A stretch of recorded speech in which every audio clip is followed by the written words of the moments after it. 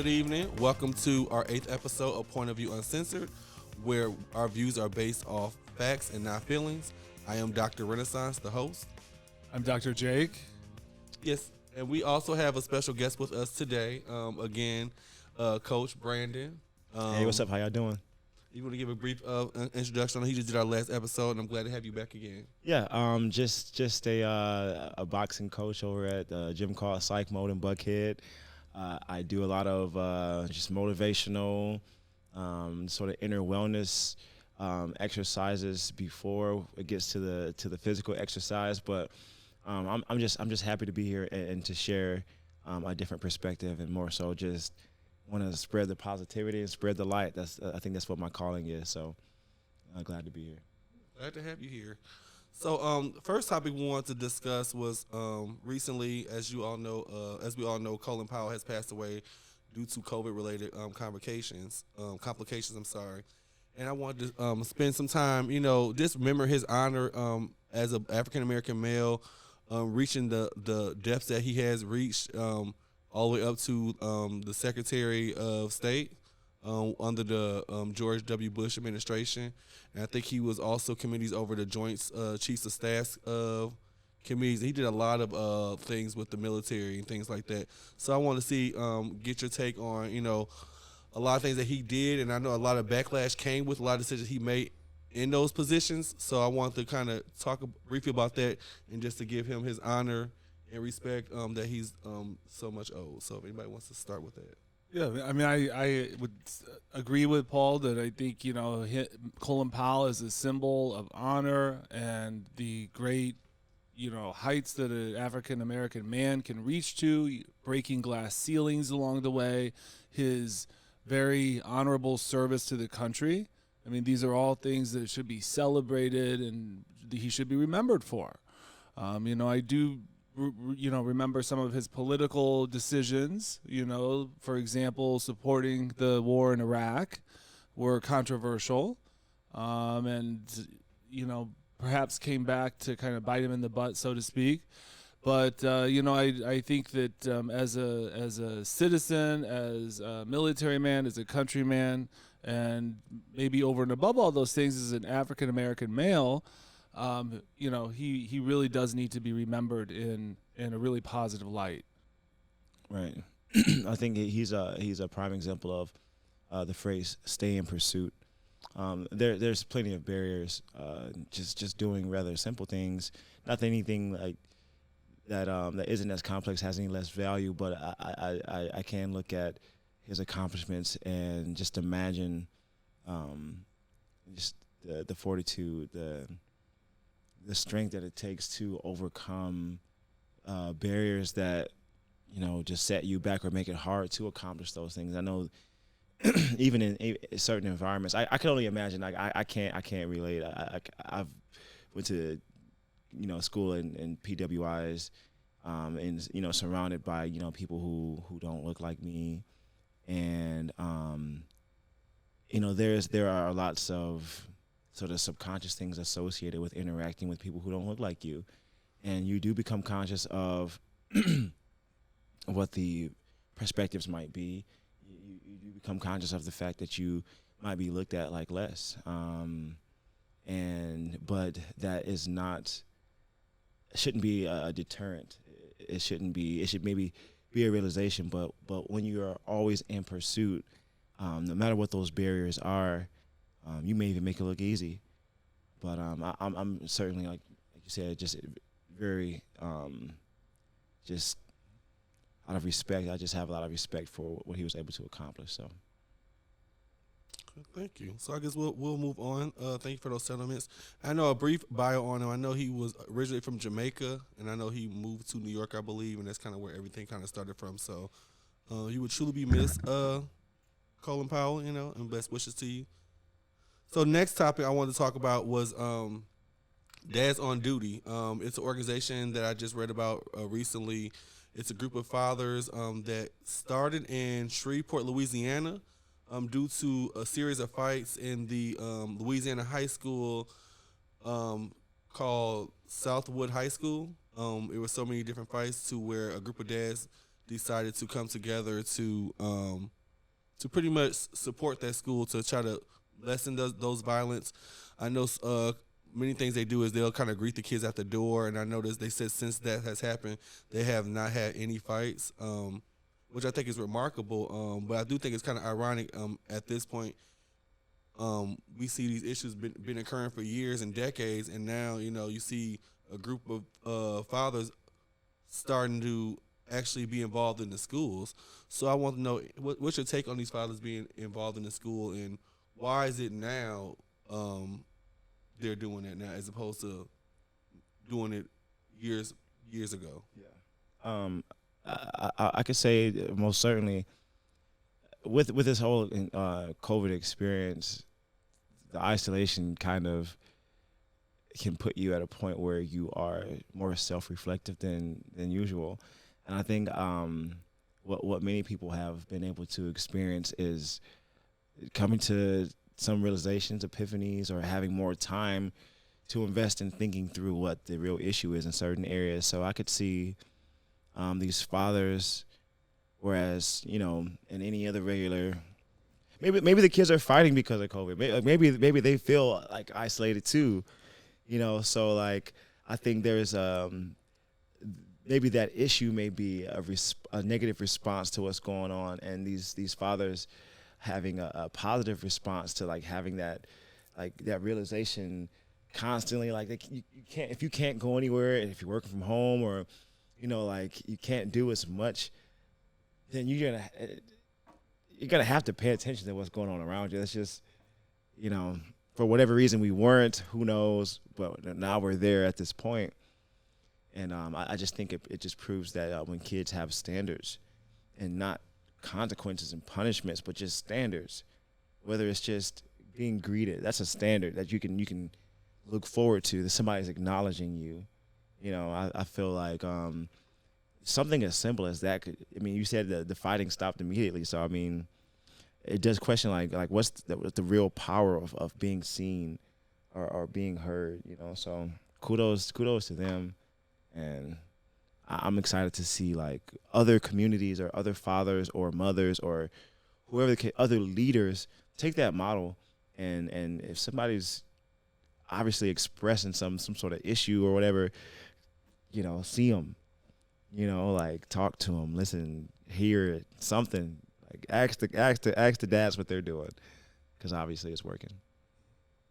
Yeah, I think from a psychological perspective too, we know developmentally that children or kids in high school and adolescence, if they have a positive role model to look up to, just one positive mentor, one positive role model, it can make all the world of difference. And so I can imagine young men especially having a father figure in the school to kind of model certain kinds of behaviors, appropriate behaviors, not acting out, following rules, acting at you're mature, acting your age. I'm sure that goes a long way to kind of changing the whole spirit of the school, just to have their presence there. So I think in terms of development, I think it can really go a long way in fostering a healthy development. Ooh, okay. Well, we'll go on to our next topic. Now, the Facebook whistleblower, I'm sure we all know about all the fiascos going on with Facebook. So, reportedly, the young lady by the name of Frances Haugen, she reportedly became a whistleblower with Facebook. She was a former employee with Facebook, stating a lot of conflicts of interest between what was good for the public and what was good for Facebook. I know a couple instances was, I think, blocking, I think, hate crimes and hate speeches on Facebook. And I know the owner, I'm sorry, I forget his name. Mark Zuckerberg? Yeah, Mark Zuckerberg. I guess he kind of was being a blind eye, I guess, knowing that people were promoting those type of violence on his platform, and he kind of did nothing about it. And now Frances Haugen, she's kind of putting out in the forefront, saying as an employee, he pretty much was okay with what was going on, and now it's a lot of fiasco going on with that. So I want to hear what your take on Facebook, and Facebook being a $1 billion industry, and everyone's on Facebook. What does that mean for users? Yeah, I mean, I have a lot to say about this because I think big tech gets its tentacles into our lives in ways that we often don't realize. And so the kinds of algorithms that Facebook uses, that Google uses, that Instagram uses, are going to kind of filter the information that we're allowed to see. And so, yes, we're supposed to live in a country with free press, free speech, but we could ask ourselves, is that actually happening? And I think, unfortunately, the answer is no. These big corporations are filtering this kind of what they might call hate speech, or what they might call alternative facts or media or something. They're filtering it so that we're not allowed to see it. So I think it's going to be a good thing in the long run for Facebook, hopefully, to kind of reform some of its policies. Yeah, I'm not surprised. I mean, I'm a bit of a conspiracy, nut, and I believe that whenever politics and money are involved, there's never gonna be some clear, pure motive. It's gonna get muddy. It's gonna get dirty. So I could see how, because there was some debate in politics. I paid attention to it like maybe a year or two ago, with some political campaigns on Facebook and swaying the voters and things like that. And there was a complete disregard for the social implications and more so for which side was going to win. And I kind of knew then that Facebook had become a vehicle for kind of fluctuating money and power more so than connecting people. And for as much as we want to try, for as much as we can connect, it's a good thing. It's not a totally negative thing, but it's a big risk. I mean, you're putting your information out there to receive information from other people. You're buying things, you're meeting up, you're dating, all that on a platform that also, I mean, think about society. I mean, Facebook is like a microcosm of what's going on in society right now. Ignoring the facts. Nobody knows, like a lot of times, like, the most popular individual is the one who is not telling the truth, but who's sort of coaxing everyone with alternative facts. And so there's a lot to be said, but it's not surprising. I'm not even disappointed. It's a trend, that it just repeats itself. We're not really caring for people. We're just meeting agendas, and that's kind of what's been going on and what's going on now, I believe. No, I agree. Yeah. Okay. Okay. So I'm glad you brought up agendas. So my next topic is Lil Naz X. The gay agenda. So apparently he received a proclamation from the city of Atlanta Council, and now it's stated that October 20th is Lil Nas X Day. And I'm sure you all know he's been topping the charts. Like, I know he's #1 with his single "Industry Baby." He had a plaque presented by the city council and the mayor candidate Antonio Brown. And some people are wondering, like, why did he receive a proclamation? Some people might not even know what a proclamation is. So I didn't before this conversation. So I guess it kind of promotes that he must have did something special for Atlanta, which I just heard from a young lady said, like, what did he do to get a proclamation? So if you want to just go into that, if you're able to, about this proclamation, and I mean, what is that? What message are we sending? Like, why is it so important that he need a proclamation? And I found that he's not even from Atlanta; he's from Douglasville. So I'm sure we're trying to get an understanding of what's the purpose of all of this. I mean, I think it's great. I think it's a good thing. I think it raises visibility and awareness around the Black gay community.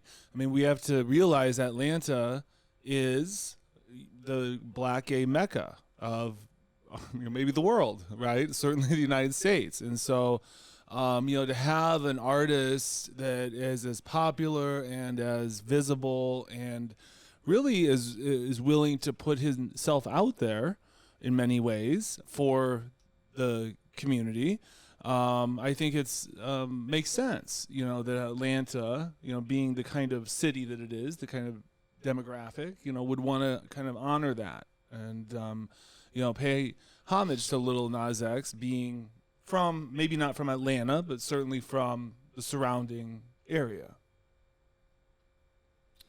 My perspective is a little different. I'm very aware of artists who have contributed to. I'm trying to choose my words wisely. I'm very conscious of artists who have contributed to music, like social progression and social awareness and things like that, and are also gay. Like, I guess, like for instance, Luther Vandross. In that era, like, nobody knew Luther Vandross was gay because he was singing about love, and him being a man singing about love. I mean, the assumption is that he's singing about a woman. And Luther Vandross is one of the most iconic R&B singers of all time in the black community. And so my question is, when I think about a Lil Nas X day, it's like, is it because he's so outrageous that he's drawing attention that it's low-key, like, it just can't be ignored? And then that's being sort of like transmuted into like pride? Because like, it doesn't seem like, to me, it just, when I look at like the things that I see making heteronormative culture uncomfortable. I see that. But then I also see, like, just in my mind, I'm like, why go to this length to like communicate this thing that could have been communicated in a way less, like, for instance, like, he posted, this is what I heard, posted a picture of him being pregnant, and then to signify that his album was coming out. Now, I mean, why is that controversial? It's controversial because it doesn't fit biology. Like, well, what about transgender individuals? Well, this is like a man born a man, for all we know, who's presenting himself as pregnant, which is improbable. He's not identifying as a woman necessarily, unless there's something I don't know. I just feel like there are certain boundaries that, like, this guy is crossing, and it's drawing the attention. Great, but like, what purpose does it serve to, like? What purpose does it serve to? What's that word, to sort of like use use pregnancy for such a unrelated, like I don't know, like, there's so many women who want to get pregnant and can't. There's so many women who, like, that's a beautiful thing. Like, it's a woman's experience. So why, as a man, do you feel like you have to, like, use what's special for women biologically? Like, why use that for something like your album? You know what I mean? Like, I'm trying to make sense of it because I don't pay attention to it, and I really don't have a viewpoint on it. I think it was a metaphor. You know what I mean? I think, for his, like you said, for his album. Yeah. I mean, I think, to be fair, I think Lil Nas X and other people in the LGBTQ community like to play with traditional notions of sex and gender. Uh-huh.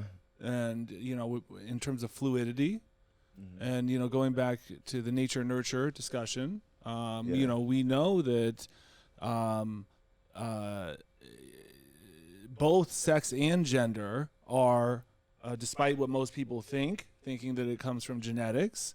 Yeah. Individuals are born on a continuum, a degree continuum. Yeah, for sure. With intersex individuals that have both sexual organs or a variety of different variations, and transgender individuals, and so on and so forth. So, I don't know. I mean, I see it as being more provocative. It's definitely that. Yeah. Yeah. I think what was more provocative was when he twerked with Satan. And his in Montero. In Montero, I think that might be a little bit more provocative, but again, I think that gets into issues that the gay community has had with the church. Yeah, and those still linger today. Feelings of having been rejected from the church, right? Condemned to literally. Right. When I'm not even talking a Lil Naz video, I'm saying just in general. Gay individuals have had priests, clergymen, representatives from the church literally condemn them to hell. For sure. And so there's trauma. Unlike just similar to the black community, there's historical trauma. The gay community has historical trauma with particularly religious institutions. Right. And I guess that's here's the thing. I would love to see, and who knows if and this is just theoretical, but it's like you can't like, just like Martin Luther King said it best, like you can't beat out darkness with darkness. Only light can do that. And so I feel like the answer isn't to like kick down the fence when it comes to like religion and sexuality and gender and politics, because like we can't use the same model that was used to force religion on the people to fight back against it, because like I think what a video like Montero does is it will cause a person who takes their faith seriously, right, but also like really has that genuine like human love for someone who loves different, right, just being technically correct. And so like then you got that same person twerking on Satan in the Garden of Eden, like, like, it's just like. Why is that bad? It's offensive. It's offensive? It's offensive because like, okay, like, my reading of the Bible is both literal in some senses and figurative. I think to be realistic, in my point of view, you got to be figurative about some things. But it is the foundation of what a lot of people use to define like moving forward, their hope or their whatever. It just is important to some people. And so like, it's almost like putting on a Halloween costume, of a different culture. It's like, they discontinued that for a reason, because like if you don't associate with a certain thing, then 9 times out of 10, you don't want to be that person who's using it for your own benefit and your own purposes. You know what I mean? And so I feel like to a degree, the provocative sort of nature of it is kind of creating a wave, and then they're riding off that wave that they're creating. You feel what I'm saying? So it's like, it's almost like you're Christian and you're not gonna like me anyway, so I'm just gonna use this in a way that I know is gonna piss you off, and then I'm gonna write off that being pissed off. That's gonna validate what I think you think of me already. You know what I mean? And some things I can't get behind just because of the faith. Like there was an episode on Family Guy. They're like, Jesus was this guy who tricked men into sleeping with their wives. Okay, that's funny to some people, And yeah, like I get the comedy in it, but like I couldn't get with that. It just didn't feel organic to get behind that. But the fact that like Stewie is obviously gay on the show, Right.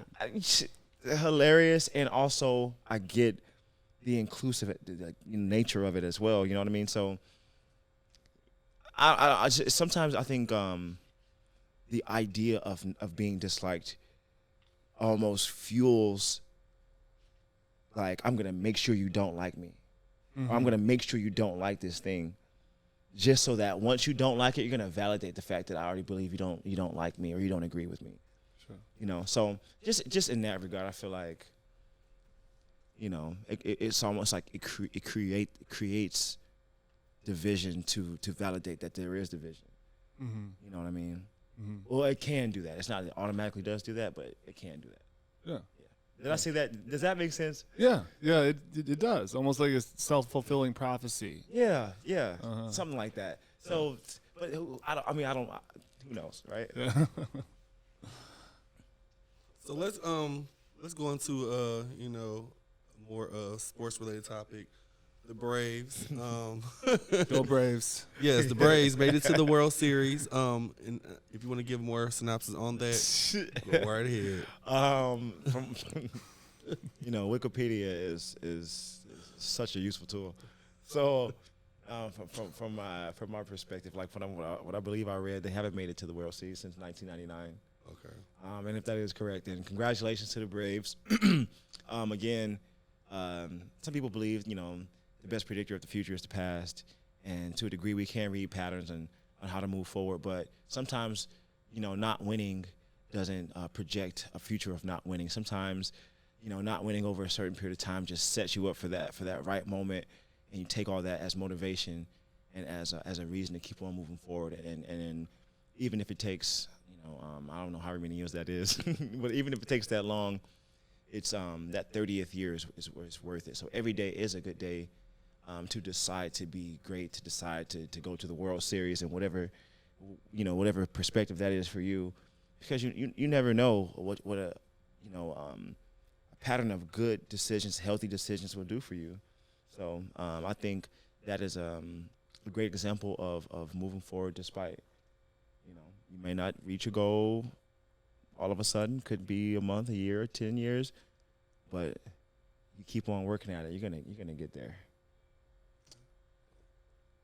Yeah, I mean, I think that's great, and I think that in terms of, you know, city pride, I think it's really important for Atlanta to see the Braves, you know, in the World Series. Of course, you know, kind of we all gather around the cause of helping them win, cheering them on, and, you know, just kind of helps our overall kind of spirit of the city. And so, you know, I think that for everybody involved, you know, it's just a great achievement. Yeah, it unifies people, and that's great. You don't have to watch baseball to you know, find happiness in seeing lots of people happy and cheering and having a good time. So, So our next one to talk about briefly, it's a couple more topics. I know we kind of run over time, but I want to talk about Insecure's final episode, but or final season, but we can talk about that at a later time. I do want to discuss what's been going on the at the Capitol, not the Capitol, but the House of Representatives and in Congress. I know there are a couple of bills that's being passed as far as the Build Back Better infrastructure bill, which has been long going for a while now. The voting rights bill that's currently being held up in Congress. I think the John Lewis Advancement Voting Rights Act is being held right now, and also I know currently the school boards across the country are being threatened, along with teachers being threatened, I guess, with critical race theory being taught in schools. So just all these different things that's going on, and also Kenosha, Wisconsin. I know there's a trial going on November 1st with Kyle Rittenhouse about his murder of the two people that he killed during that the protest back last year over the summertime. And then also Jamaria Robinson, which was shot 76 times here in Atlanta. And now they had a trial today, and I think the officers, I think the jury has kind of sided with the family. So I just want to get your take on, we can just go dip into a couple of those cases, and what you think about what all this that's going on right now. Like, what does it say to y'all, and what is it? Do you think changes are going to happen, or do you think it's just part of the process? I mean, I saw an interview with Condoleezza Rice on The View. I think it was just a couple days ago, where she was asked about, she was a black woman that worked with President George W. Bush in the White House, and she was asked about critical race theory, and I can't remember her words verbatim, but she said something to the effect of that we don't need to be making one race feel inferior to the other, regarding teaching white children to feel guilty perhaps for the past, right? And of course, that's an absurd oversimplification of critical race theory. That's not what the theory is about. It's very complex and nuanced. But I think the conversation is important to have, because I think that we do need to talk about our history in this country, not only regarding black people, of course, but also indigenous people.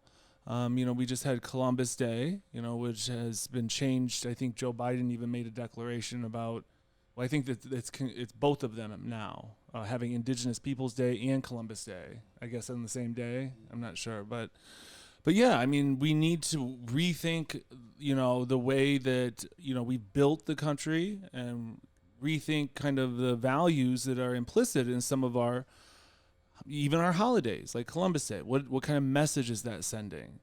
And so it's a long process, and I think, people are up in arms about critical race theory because they don't understand it.